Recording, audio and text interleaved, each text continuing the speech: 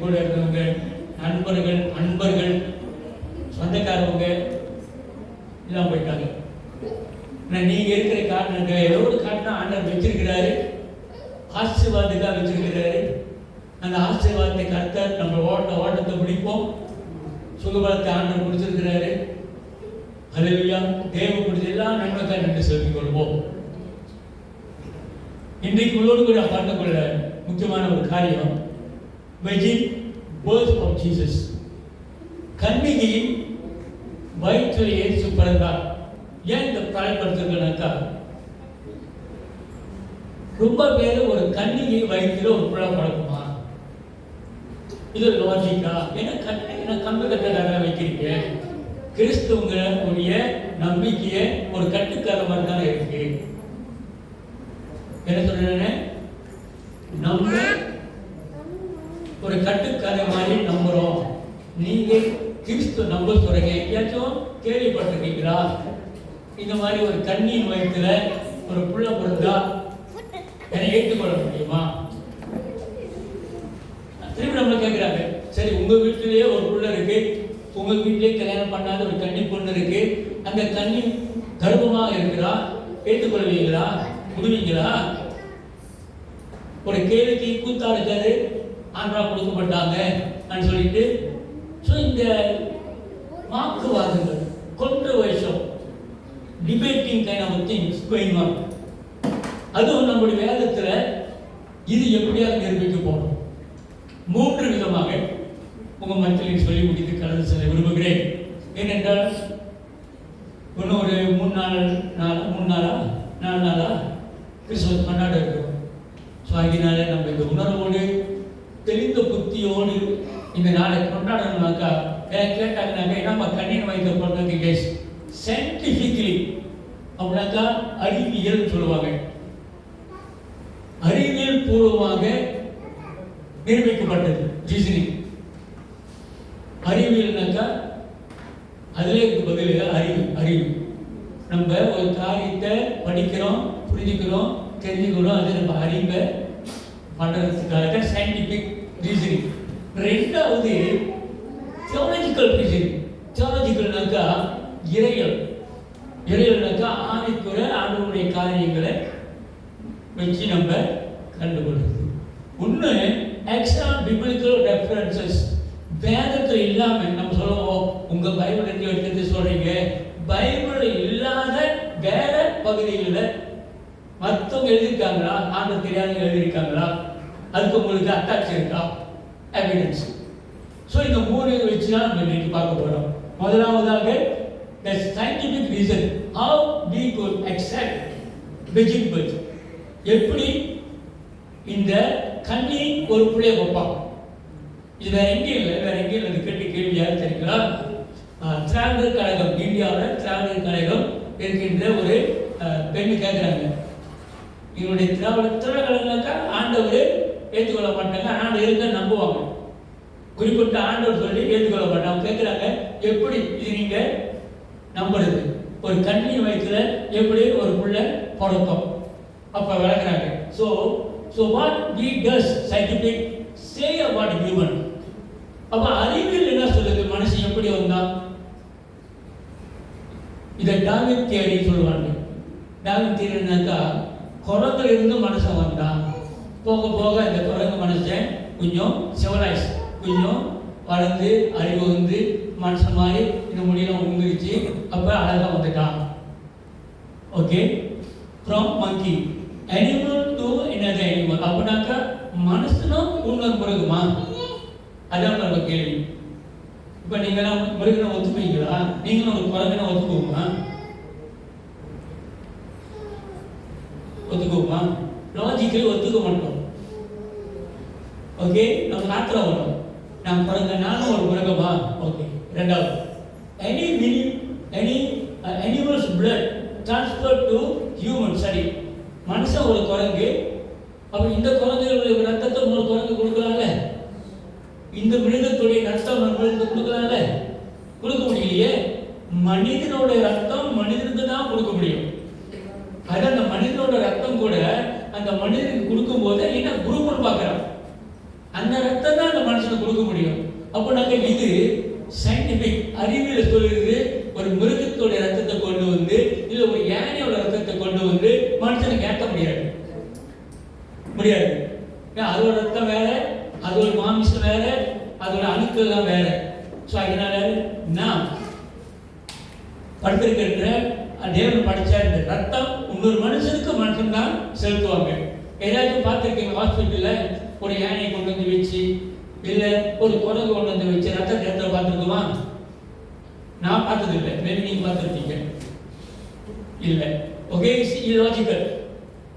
So அதே போல தான் இங்கே ஆண்டவர் என்ன சொல்றாரு பாருங்க, எப்படி ஆண்டவர் மனிதனை படைச்சாரு. அந்த எடுத்து நல்லா இருக்கும். ஆதியாகமம் 1ஆம் அதிகாரம் 26-28.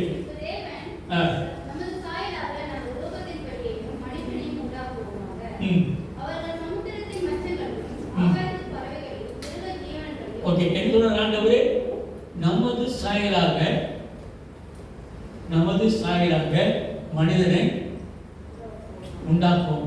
இங்க நல்லா கேட்கணும், அந்த தமிழ் நல்லா இருக்கு அந்த வார்த்தை, இன் அவர் இமேஜ். இங்கதான் என்ன சொல்றாங்கனாக்கா அந்த திரியேகத்துவம். ஓகே, அது செர்ச் பண்ணுங்க, அது வேற போயிடும். தியோலஜிக்கலி திரியேகத்துவத்தை கேட்பாங்க. அந்த ஆதியில இந்த திரியேகத்துவத்தை வச்சு ஆண்டவர் சொல்றாரு நமது சாயலாக. ஸோ ஆண்டவர் ஆண்டவரை ஆதாம படைக்கும் பொழுது ஒரு ஆணையோ ஒரு பெண்ணையோ படைச்சிட்டு அவரை வைத்து படைக்க வைக்கல. என்ன செஞ்சார் ஆண்டவர் டைரக்டா ஆதாம உருவாக்குறார். He is directly created Adam and Eve. Right? Adam and directly ஆண்டவர் ஒரு no man, no woman. Okay? So அதனால அன்பானவர்களே இங்க என்ன பார்க்கிறோம், தேவன் நம்மை உருவாக்கும் பொழுது அவருடைய சாயலிலே நம்மளை உருவாக்கி இருக்கிறார். அது மட்டுமல்ல, இன்னொன்று நான் பார்த்தேன், தேவ ஆவியும் நம்முடைய ஆவிக்கும் வித்தியாசம். மனுஷனோட ஆவிக்கும் மிருகனுடைய ஆவிக்கும் வித்தியாசம் உண்டு. ஓகே, இது நல்லா தெரிஞ்சுக்கணும். சில சமயம் என்ன சொல்லுவாங்கனாக்கா, நீங்க மிருகத்தெல்லாம் போடுறீங்க, அதெல்லாம் ஒரு உயிர் தானே, அதுக்கு ஜீவன் இருக்கு, அதுக்கு உயிர் இருக்கு. இன்னொன்று கூட ஆதியாகமம் 1ஆம் அதிகாரம் 30வது வசனத்தை வாசிக்கும். பூமியில் உள்ள ஜீவ மிருகங்களும் பூமியின் மேல் ஊரும் பிராணிகள் எல்லாவற்றிற்கும் பசுமையான சகல பூண்டுகளும் ஆகாரத்துக்காக கொடுத்தேன் என்றார். அப்படியே ஆகிறது. அங்கே கொடுத்த அர்த்தம் சொல்லிடுச்சு. ஸோ அதனால நான் சசம் வெஜிடேரியன், நாங்கள் வெஜிடேரியன் சாப்பிட்றது தப்பு இல்லை. வெஜிடேரியன் நீங்கள் இருந்தாக்கா அது ஒஸ்டிங் இல்லை. ஆண்டவர் பாருங்க சொல்லியிருக்காரு, அது ஒரு வார்த்தை போட்டு திருப்பி படிக்க பாருப்பா.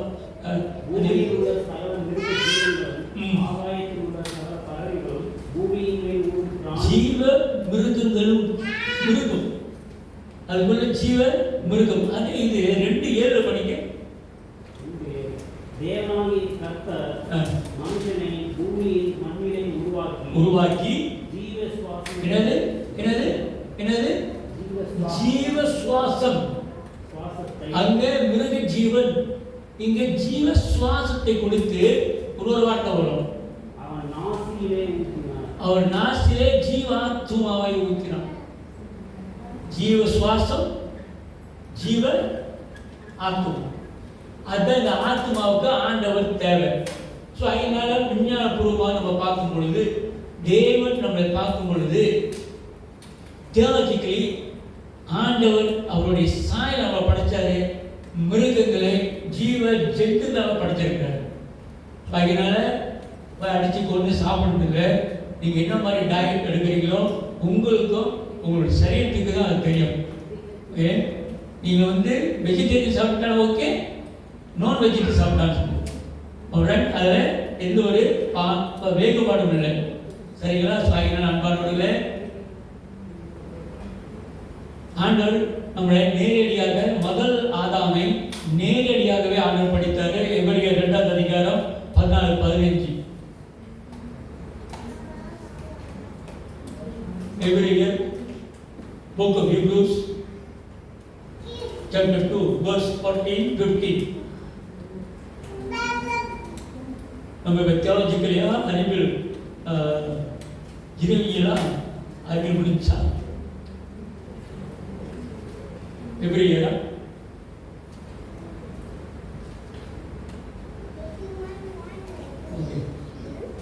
எபிரேயர்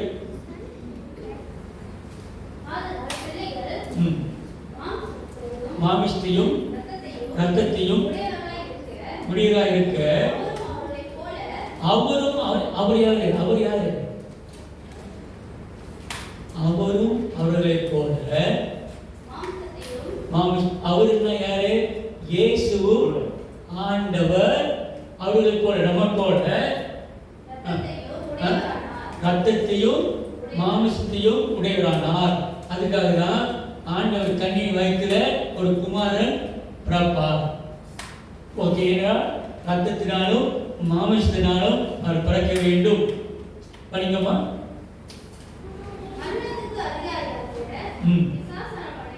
மரணத்துக்கு அதிகாரியாக பிசாசானவனை தன்னை மரணத்து எந்த மரணம் அங்கே நல்லா கவனிக்க மீண்டுமாக முத மரணம் எங்க வந்துச்சு? ஆதாம் தோட்டத்தில் மொத்தம் வந்துச்சு. ஆதியாகமம் 3வது அதிகாரத்தில் நம்ம பார்த்தோம் என்றால் முத அவருடைய வித்துக்கும் உன்னுடைய வித்துக்கும் பகைமை வருவதாக என்ற ஆண்டவர் அங்கேயே ஒரு தீர்க்கதரிசனமாக சொன்னாரு. அதே சமயத்தில் ஒரு சாபமாகவும் சொல்றாரு பிசாசுக்கு. ஸோ உன்னோட வித்தும் பிசாசுடைய வித்துக்கும் எப்பயுமே பகைமை இருக்கும். ஸோ அதனால அந்த 3வது அதிகாரத்தில் சொன்ன அந்த வித்து பெண்ணுடைய வித்து, ஆணும் பெண்ணுக்காக வித்து இல்லை. அதை நிறைவேற்றும்படிக்காக அவர் மாமிசத்தினாலும் இரத்தத்தினாலும் அவர் என்ன செஞ்சாரு? மரணத்துக்கு அதிபதியான பிசாச ஆனவனை அழிக்கும்படிக்கு ஜெயிக்கும்படிக்கு இருக்க வார்த்தை.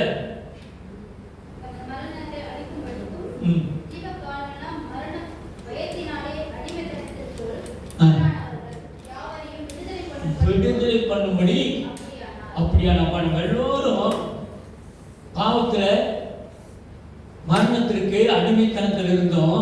ஆனா இயேசு கிறிஸ்துவானவர் விடுதலை தந்திருக்கிறார். ஹல்லேலூயா.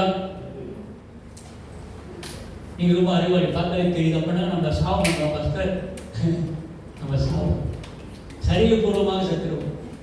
ஆனா அப்படி ஆத்துமா பரலோகத்தில் தேவனோடு சொன்னால ஜீவ சுவாசம் ஜீவ ஆத்மா. இந்த ஜீவாத்மா தேவனோடு போய் சேரும். அங்க நம்ம இருப்போம். 2வது வரியில தேவன் வந்த பிறகு நம்ம அவர் கூட இருக்கும் பொழுது அதுக்கு பிறகு தேவன் அரசாளுவார். ஓகே, 2வது வருகை குறித்து ஆஃப்டர் தட் சோபியா இந்த கானான் கல்யாணம் பஸ்கா பண்டிகை நம்ம எல்லோரும் சேர்ந்து அவரோடு கூட ஒன்றாக இருப்போம். ஸோ என்ன தியாலஜிக்கலி ரீசனிங் தேவனுடைய சாயலில் நம்ம படைக்கப்பட்ட தயவு செய்து யாராச்சும் கூப்பிட்டு சொன்னாங்கன்னாக்கா குரங்கு வந்தாக்கா ஒரு குரங்கு கொண்டு வந்து அந்த ரசத்தை ஏற்று வந்தாலும் முடியாது. அப்படி இல்லை. ஓகே, தியாலஜிக்கலி இறையில் பூர்வமாக நம்ம பார்ப்போம். இறையில் பூர்வமாக நான் சொன்னவங்கள்ட்ட ஆதியாகமம் 3:15 ஆதியாகமம் 3:15 இன்னொரு வசனம் மத்தேயு 1:21-22 உனக்கும் ஸ்திரீக்கும் உன் வித்துக்கும் அவள் வித்துக்கும் பகை உண்டாக்குவேன். அவர் தலையை நசுக்குவார், நீ அதன் குதிகாலை. ஓகே, ஸோ அதனால இங்கேயே ஆதியாகமத்திலேயே 3வது அதிகாரத்தை வந்து அதே இது இங்கே ரிப்போர்ட் பண்ணுறாங்க. மத்தேயு இது புதிய ஏற்பாடு. இயேசு கிறிஸ்து பிறப்பின் நாளை குறித்து பேசுகிறது.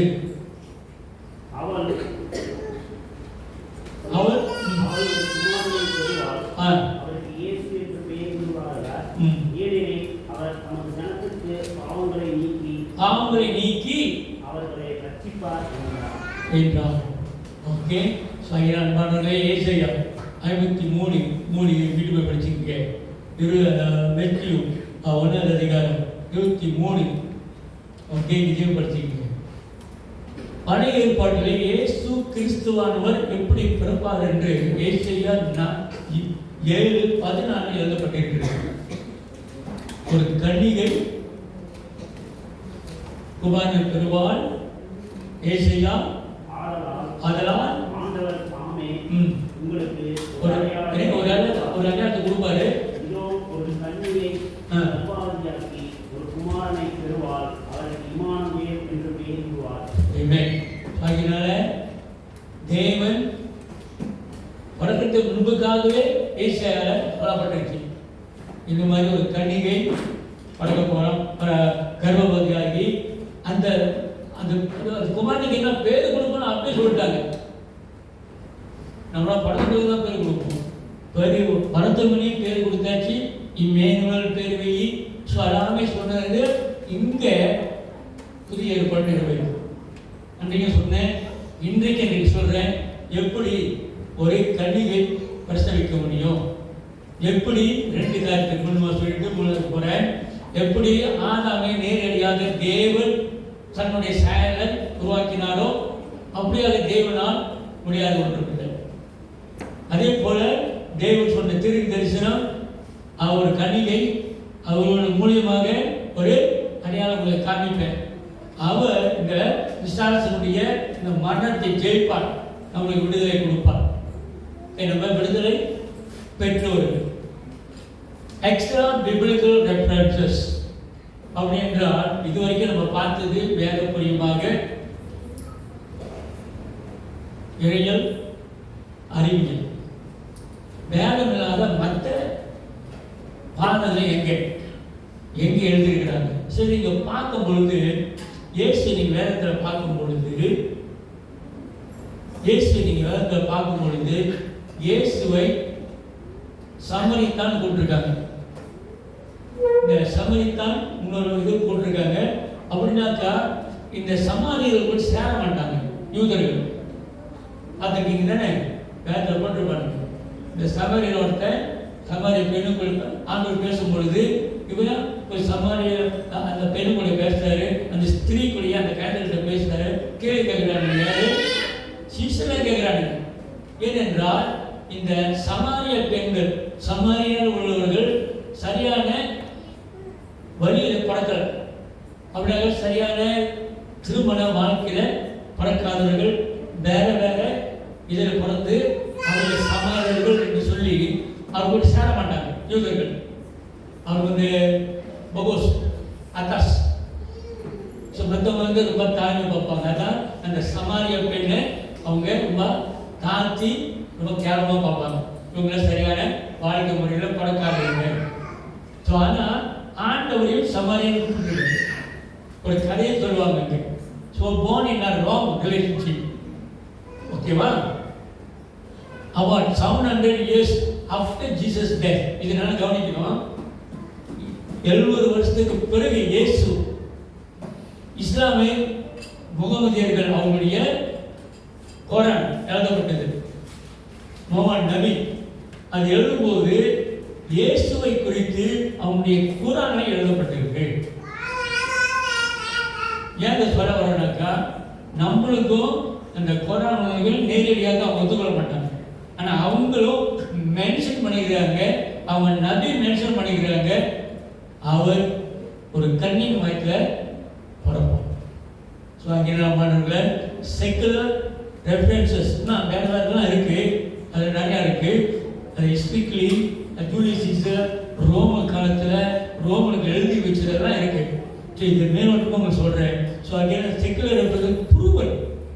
என்ன ப்ரூவல்? கன்னியின் வயிற்றில் குமாரன் வந்திருக்கிறார். ஸோ இதில் ஒரு சந்தேகம் இல்லை. இப்போ சந்தேகக்குள்ள இருந்தால் இந்த கேள்வி, whosoever believe Jesus Christ, peace and health. இந்த கன்னியின் வயிற்றில் பிறந்த இயேசு கிறிஸ்து உங்களுடைய பாவத்திற்காக என்னுடைய பாவத்திற்காக மரித்தார் என்று நம்ம சந்தேகமாக ஏற்றுக்கொண்டார். நாமும் பரலோகத்தில் அவரோடு இருப்போம். ஏனென்றால் மரணம் என்ற பிசாசை மரணத்தினாலே ஜெயித்தவர். ஜெபிப்போமா? பிதாவே, இந்த நேரத்தில் இந்த புத்தகத்தை கேட்ட, சத்தியத்தை கேட்ட ஒவ்வொருக்க விசேஷமாக ஜபித்துக் கொள்கிறேன். ஏதோ நாங்கள் கட்டுக்கதை, ஏதோ ஆண்டவரை மேஜிக் காமிக்கின்ற கதைகளை சொல்லலை. இது நிஜமாக நிரூபிக்கப்பட்ட ஆண்டவரே இயேசு கிறிஸ்துவானவர் கன்னியின் வயிற்றில் பிறந்தார். சரித்திரபூர்வமாக, அறிவியல் பூர்வமாக, இறையல் பூர்வமாக ஆண்டவரே மற்ற பெண்களும் சாட்சி கொடுத்திருக்கிறாங்க. இயேசுவானவர் கன்னியின் வயிற்றில் பிறந்தவர். இந்த தேவனை ஆண்டவரே யாரெல்லாம் ஏற்றுக்கொள்கிறார்களோ இயேசு நாமத்தில் ஆண்டவரே, இன்றைக்கு எனக்கு ஒரு டவுட் இருந்துச்சு. கண்ணின் வாய்க்கில் எப்படி ஒரு மனுஷன் பறக்க முடியும், ஒரு பிள்ளை பறக்க முடியும்? அந்த டவுட்டை, அந்த சந்தேகத்தை தீர்த்ததற்காக நன்றி. நான் இந்த இயேசு ஏற்றுக்கொள்றேன். எந்த சந்தேகம் இல்லாமல் ஆண்டவரே, நீர் எனக்காக சிலுவையில் மரித்து உயிர்த்தெழுந்து என்பவர்கள் நான் திறந்து இன்னொன்று கூட இந்த ஜபத்தை செய்ய முடிய ஜபிக்கிறேன். இயேசுவே, நான் பாவி, என்னுடைய பாவங்களெல்லாம் ஏற்றுக்கொண்டு சிலுவையை சுமந்து 3ஆம் நாள் உயிர்த்தெழுந்து உயிரோடு இருக்கிற இயேசுவே, உம்முடைய ரத்தத்தினால் என்னுடைய சகல பாவங்களையும் கழுவுங்க. இயேசுவே, இதுக்குள்ள வாங்க. இனியிலிருந்து, இந்த நேரத்திலிருந்து நீர்தான் என்னுடைய தேவன், நீர்தான் என்னுடைய கர்த்தர். உண்மை என்று வேறு தேவன் இல்லை. உண்மை என்று வேறு தேவனை வணங்க மாட்டேன், வழிபடவும் மாட்டேன். இயேசு கிறிஸ்துவின் நாமத்தை ஜெபிக்கிறேன் நல்ல பிதாவே. ஆத்துமாவே கர்த்தரை ஸ்தோத்திரி, என் முழு உள்ளமே பரிசுத்த நாமத்தை ஸ்தோத்திரி. என் ஆத்மாவே கர்த்தரை ஸ்தோத்திரி. கர்த்தர் செய்த சகல உபகாரங்களையும் என் அக்கிரமெல்லாம் மன்னித்து என்னுடைய நோய்களெல்லாம் குணமாக்கி கிருபையினாலும் இரக்கத்தினாலும் முடிசூட்டி எல்லா நன்மையினாலும் என் நாமை திருப்தியாக்கி கழுகுக்கு ஒப்பான வாழ வயது தந்ததுக்காக நன்றி. ஏழை எளியோர்களை ஆண்டவரே, விதவைகளை ஆண்டவரே, நீதியும் நியாயமும் கேட்கின்ற தேவன் நம்முடைய தேவன். ஆமென். பெற்றுக்கொள்வோம். தேவாதி தேவனுடைய கிருபை, இயேசு கிறிஸ்துவின் அன்பு, பரிசுத்த ஆவியின் ஆசீர்வாதம் உங்களோடும் என்னோடு இருப்பதாக. Amen. Amen. Praise the lord. கர்த்தர் உங்களை ஆசீர்வதிப்பார்.